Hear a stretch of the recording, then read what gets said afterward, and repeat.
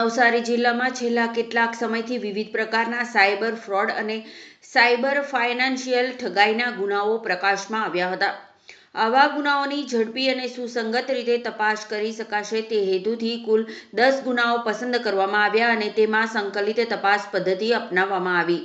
આ તપાસના ભાગરૂપે નવસારી પોલીસ દ્વારા ગુજરાત, મહારાષ્ટ્ર અને રાજસ્થાન એમ 3 રાજ્યોમાં કુલ 7 જિલ્લાઓ સુરત, ભરૂચ, ભાવનગર, રાજકોટ, અમદાવાદ, જયપુર અને મુંબઈ ખાતે કાર્યવાહી કરીને કુલ 35 આરોપીઓને શોધી કાઢી દરેક આરોપીઓ સામે કાયદેસરની કાર્યવાહી નવસારી પોલીસ દ્વારા કરવામાં આવી છે.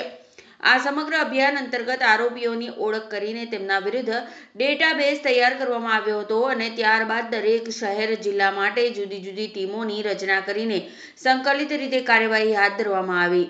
તદુપરાંત LCB, SOG, cyber crime police station તેમજ સ્થાનિક પોલીસ સ્ટેશનના અધિકારીઓ સમાવવામાં આવી વિવિધ બ્રાન્ચોની ટીમો દ્વારા સંયુક્ત કામગીરી હાથ ધરવામાં આવી હતી. આ અભિયાનમાં બહાર આવેલ મુખ્ય 5 પ્રકારના સાયબર ઠગાઈના માળખા investment fraud, Facebook ID fraud, share marketing investment fraud, online trading fraud, ખેતીવાડી લેનદેનની સાથે સંકળાયેલ ફ્રોડ ઉપરાંત મુખ્ય પ્રકારો ઉપરાંત પણ કેટલાક જુદા જુદા પ્રકારના ઇલેક્ટ્રોનિક ચીટિંગના કિસ્સાઓ આ અભિયાન દરમિયાન બહાર આવ્યા છે, જેની પૂર્ણ તપાસ ચાલુ છે.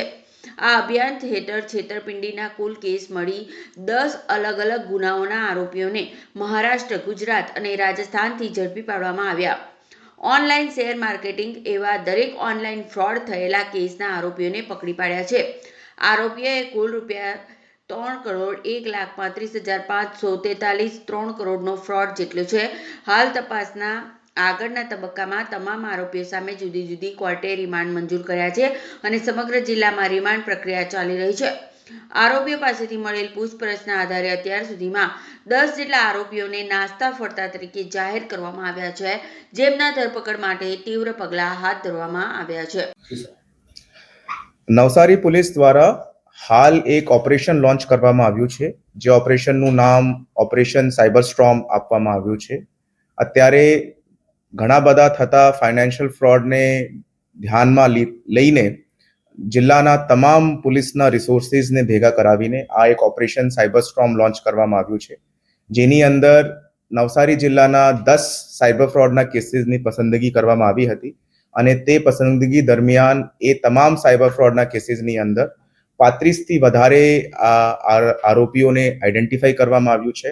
આ તમામ આરોપી ગુજરાત, મહારાષ્ટ્ર અને રાજસ્થાન રાજ્યના ટોટલ 7 જેટલા જિલ્લાઓની અંદર રહેતા હતા અને એ તમામ જિલ્લાઓમાંથી ટોટલ 9 ટીમ્સ બનાવીને આ 35 આરોપીને નવસારી અમે લઈને આવ્યા છે અને આ લોકો વિરુદ્ધ કાયદેસરની કાર્યવાહી હાલ ચાલુમાં છે. આ ઇન્સ્ટન્સ દરમિયાન નવસારી પોલીસ દ્વારા આ આરોપીઓને આઈડેન્ટિફાઈ કરવા માટે નવસારી પોલીસના સાયબર એક્સપર્ટ્સની મદદ લેવામાં આવી હતી. દરેક આરોપી ઉપર એક એનું પ્રોફાઇલ બનાવવામાં આવ્યું હતું અને સિટી વાઇઝ અને જિલ્લા વાઇઝ એનું વર્ગીકરણ કરાવીને એક જીઓ લોકેશન રીતે ટીમ્સની રચના કરવામાં આવી હતી અને આ તમામ આરોપીઓની હાલ કાયદેસરની કાર્યવાહી ચાલુમાં છે અને એમનું રિમાન્ડનું પ્રોસેસ ચાલુમાં છે. મોટાભાગે જો આ સાયબર ફ્રોડના કેસીસ છે તેની અંદર ઇન્વેસ્ટમેન્ટ ફ્રોડ અને સ્ટોક માર્કેટ ફ્રોડની કેસીસની બહુમત છે.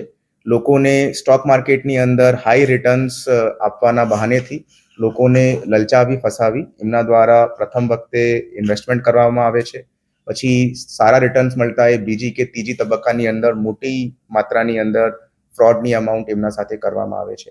આ તમામ 10ના કેસીસની ફ્રોડની અમાઉન્ટ 3 કરોડ રૂપિયા ઉપરની હાલ છે અને હાલ પણ આ ઓપરેશન સાયબર સ્ટ્રોમની અંદર બીજી પણ અમારી ટીમ્સ અત્યારે ફિલ્ડ ઉપર છે અને આ આરોપીઓની સંખ્યા વધારવા માટેની અમે લોકો પૂરા પ્રયત્ન કરશું.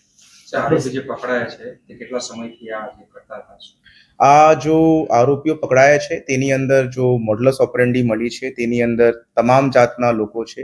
ઘણા લોકો એવી રીતેના પણ પકડાયા છે જો 2 થી 3 વર્ષથી આ સાયબર ક્રાઇમના ધંધા સાથે સંકળાયેલા છે અને આ ધંધું કહેવું ખોટું નહીં હશે, કેમ કે એમનું જો મેઇન સોર્સ ઓફ અર્નિંગ છે તે આ સાયબર ક્રાઇમના રીતે જ એ લોકો ચાલે છે અને એમના દ્વારા પોતાના પરિવારના સભ્યોના લોકોને પણ એવી રીતે સાયબર ફ્રોડની અંદર સંકળાવવા માટેની હકીકત પણ સામે આવી છે. ऑपरेशन स्ट्रॉम पूरे रेंज में लॉन्च किया गया है, नवसारी डिस्ट्रिक्ट में इनिशिएटिव लिया है। अभी ये हमारा नवसारी डिस्ट्रिक्ट के अंदर ये ऑपरेशन साइबर स्टॉर्म है और बाकी डिस्ट्रिक्ट्स के अंदर भी इसके ऊपर कार्रवाई अभी चालू है।